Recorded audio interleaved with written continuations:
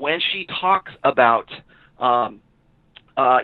women should have the or she say everybody, but of course what she means is women because she's in a gynocentric social order.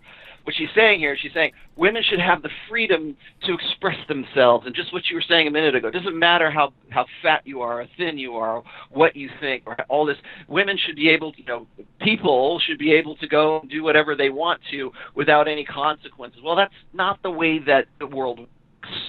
So when guys get jealous in that situation, when guys they feel jealousy, they feel envy, that's not a bad thing. Men feel jealousy because that was what perpetuated their genes in the past. So that jealousy, like when guys feel a natural form of jealousy for a woman or their mate guarding that woman, the reason for that is because all the men that came before them successfully reproduced because they were jealous, not because they were insecure, but because they were on top of their game, and they would kill or beat up or they would defend or they would guard the mate that they had because on an instinctual level, those men knew that those women would them if they didn't do that.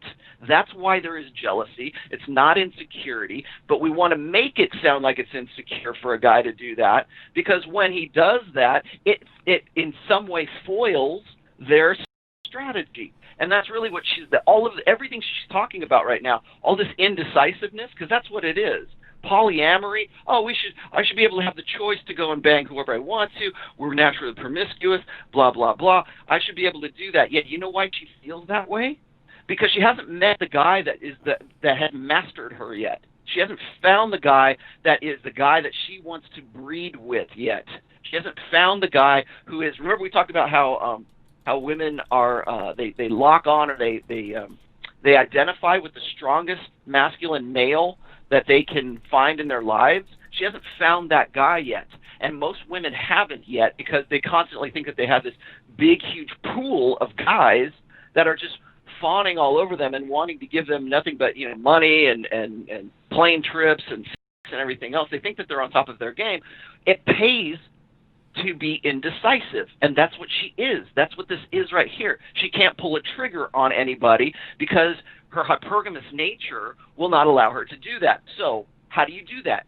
You rig the game, and that's what she's doing right here. She's rigging the game, or she's trying to promote the idea that everybody thinks like her. And if she does, what does that do? It benefits women's mating strategy if she's indecisive. Because as soon as she makes a commitment, as soon as she locks herself in with the guy that she thinks is going to be the guy, if that guy doesn't turn out to be the best that she can do, that's when she goes off to something else. That's why when we are in a gynocentric social order, women reserve their options indefinitely. If they could, they would do it indefinitely. Most women can't do that because they hit the wall. Their market value decays. It's perishable. And as long as men are ignorant of that, she's just going to keep promoting this. And this is what you're going to hear, I think, in the future, going into 2020. Women are going to turn what she's talking about right now into a global religion. If they really wanted to be woke or whatever, they have to realize that men, especially high-value men, you got to share that guy. You're not going to have them all yourself, whether you like it or not. No. Well, I would say the same for high-value women, but I would say high-value people, they value... Do you think a high-value woman wants to have, like, a bunch of dudes that she can call and have sex with on the reg? Yeah. I mean, I think any girl does, to be honest. Really? I do, yeah. Really? How many guys you have on deck right now? Not right now because I just got a relationship, but and the usual, I like my dream is to have lovers all over the world and like just have like 4 or 5 people in different countries that like when I travel there, whatever. Otherwise, I'm okay with being alone. I'm okay with dying. So basically, she wants to be a guy. Yeah. I don't believe for 1 second when a girl says, I want multiple lovers around the world. I mean, I could just be closed-minded, but the girls that I see who live that lifestyle are typically extremely miserable. One of the things that you just mentioned here a second ago is you're talking about like socialism, or you're talking women tend to be more collectivist. They tend to be more communitarian. Again, this is part of book 4 where I'm talking about how in our hunter-gatherer days, men used to be the ones who had to go out and, kill the caribou. They were the hunters, right? They would go out and bring back the food to the tribe. I'm not saying all men did, but all the men who were like young enough to go and do those things, and they had to learn to cooperate, and they had to learn to take down, game so they could bring it back. Well, the women, on the other hand, women are the most vulnerable.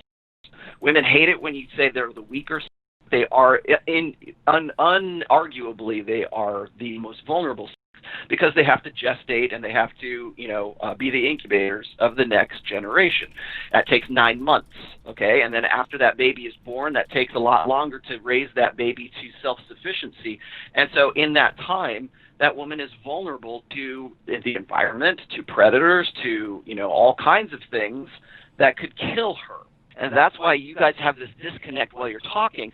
So because you are speaking the language of male and masculinity, while she is speaking the language of female. I need security, and the only way we can get security is if we all live collectively and you all do what we tell you to do, because now we live in a gynocentric social order, and that gynocentric social order will always be based on egalitarianism, communitarianism, collectivism, because that seems innately right to women. That's where you get the village, and she's talked about the village already here. A lot of the friends that I know, that they look 10 years younger than they are, and they say, what's your secret? They're like, no relationship and no kids.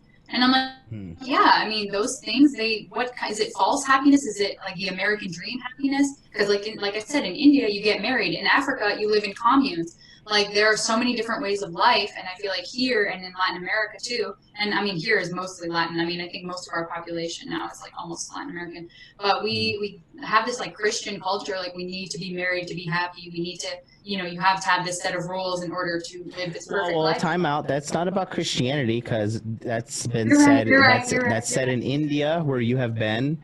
That's said in Islamic faith, and I'm pretty sure you've been in the Middle East. You've been to Dubai? I feel like you've been to Dubai. I have investment property there, yeah. Beautiful. Mm-hmm. Did anybody get this slight sneak diss? So I was like, I feel like you've been to Dubai. I can't go into why I said that, but if you know what I mean, just throw one in the chat. I personally feel like once a girl sleeps with a bunch of dudes, like she's kind of tainted. She can't really be in a relationship with a high value man. I feel like she'll have to get like a guy that is like. What? But a guy can sleep with many women and still be a high value man? No. The value has nothing to do. A man's sexual value has nothing to do with how many partners he's been with, right? But does a woman? Yeah, that's why all you girls lie. That's why you. Right now. Then why that do you is girls exactly always? What is wrong Here, now I got a good response out here. Watch this. with society. Stephanie, then why do you lie about your body count? I don't lie about my body count. It's probably like 15. But why do girls in general lie about their body count? I don't know. I've never met a girl who lied about her body count. Maybe you. Just Get out of here. One of the things that she's already saying, like, you notice this sort of faked outrage here where she's like, well, it's okay for a guy to go bang a bunch of girls, but it's not okay. This is the classic double standard narrative. And the reason why this is so offensive to women right now is because I don't know how old this chick is, but clearly she's been brought up in a since the revolution, okay? So she's been brought up in a gynocentric social order. That social order is based on blank slate equalism. Remember what I was saying about egalitarianism and communitarianism? That works better if if we can convince everybody that everyone's the same, that we're all alike, nobody's special, we're just the same people, it's all about social constructionism. And so when women hear that it's okay for men to go and bang a bunch of girls, but it's not okay for a girl to go and do the same thing, that seems like injustice to a mindset that has been brought up believing that we're all the same, right? It doesn't matter what like you were just saying a minute ago, like body fat acceptance, and it doesn't matter who you are, what you are, how you are, whatever. It's, we can all live in tribes in Africa, or we can live in India with, arranged marriages or Christian marriages in the United States. And we're all the same. We're all the same. So when you say something like that, or you point out real, quantifiable, genetic, psychological, evolved differences between men and women, what that does is it's a challenge to that ego investment in the blank slate. I think that she is representative of a generation of women who are still stuck in this, what I call the fempowerment narrative. She believes, again, and she doesn't, she believes a certain way, she believes in a certain thing, but she doesn't understand how she came to believe in that certain way. She doesn't understand how she was brought up and educated, and influences outside herself influence the way that she thinks about things. Yep. So right now she's talking about, oh, I want a girl at every port, right? She wants to live like a man. Mm-hmm. And that's the problem, is when you have the blank slate, when women believe in this sort of gender, they would like you to think that feminism and gynocentrism and the feminine imperative is all about gender equality. Well, it's, first of all, it's not, because when you talk about men and women can never be equal, because we're not talking about it. When we talk about equality in that sense, it presumes that equality or that the world happens in a vacuum, right? That it presumes some things that are simply not true. The first one is that men and women are the same. They are not the same. So we are not equal. We have different strengths. We have different weaknesses. For women, they are the most vulnerable. Men tend to be more. We have an instinctual protector, instinct in us to put ourselves between, bullets, and put our body between our bullets and women. When we're in a survival situation, we just instinctively do things like that, even for women that we don't know. They can't explain that. They can't explain those gender differences. So what do? Is they censor those gender differences. So if you go and you say men are better at math than women, here's the brain architecture, here's the fMRI studies, here's all this research, and the first thing they'll do is they'll erase you, they'll cancel you, because what you're doing is you're going against that narrative that they built this entire social structure on. So to say, well, is she for the streets? Yeah, she's for the streets, but that's based on the idea of a patriarchal society, right? Yeah, she's not a good bet for your genetic future. Because guys, instinctively, we feel a kind of repulsion when we find out a girl has a large body count, and it's a global thing too. I feel that way about guys as well. Do you? Yeah, we feel like ew, he needs affection. Ew, he gets easy girls. Ew, like, why does he need that? Does he need attention? Of course girls think that. Okay, right there. Does he need attention? She is so caught up in her female perspective of things. When I look at a girl who is 21, flat stomach, nice, full 34C American size. That bra size is my favorite bra size. Nice, perfect, great body, head game on point. At no point am I thinking throughout the entire interaction like, I need more attention. I need more validation. So let me go have with a girl because I need attention. Am I missing something, Rollo? Is that just me, or? Okay, well, she's like this perfect example, like of this. I want to say it's like a socialized, or it's a conditioned way of thinking about gender and everything else, right? So first off, she's talking about how her girlfriends are proud of their body counts, like that they're okay with that. They're women of this modern future or something like that. Well, again, indecisiveness works in women's favor. It works in as far as their mating strategy is concerned, it works better for them to do that. Why is that? Well, because we live in a society right now where we pretty much given women at least the impression, if not the reality, that they don't need beta bucks anymore. They don't need the provisioning anymore. They don't need the protection anymore. They don't need the things that they needed in the past, because either they can generate them themselves, or they're exchanged, or they're given those things from a gynocentric social order. So what's left? If you've taken care of beta bucks, the only thing that's left is alpha seed, okay?